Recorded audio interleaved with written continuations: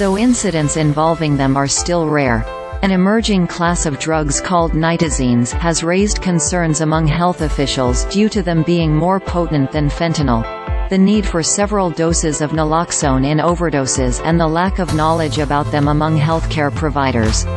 Nitazenes are dangerous synthetic opioids that can be as powerful, or even more powerful, than fentanyl. Ann Milgram, administrator for the DIA, said in an October statement. They have no legitimate use. 2,400. That's how many nitazene-related reports the DIA has received since 2019, according to the agency.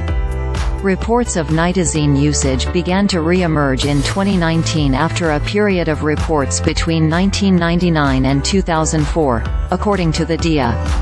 After the DIA made all fentanyl-related drugs illegal in 2018, drug suppliers in China responded in 2020 by shifting its flow of fentanyl to Mexico and India. Because of this shift, we saw a new class of opioids fill that void. Alex Krotulski, an associate director and program manager for Open Access Drug Alerting System NPS Discovery, said in a statement in reference to nitazenes. He likened the emergence of the drugs in the U.S. to the growth and diversity of fentanyl. Nitazenes are often mixed with fentanyl and other substances, and because they're not well known, there's little information on how to reverse overdoses, or its interaction with other drugs and alcohol. A 2023 study published in Cureus found this poses obstacles because drug users don't typically know they're taking nitazenes, and first responders and other medical professionals are tasked with treating overdoses without proper knowledge. Although overdoses can be treated with naloxone, patients may require several doses of the medication due to the opioid's potency and the potential severity of intoxication, the Boulder County Coroner's Office report said.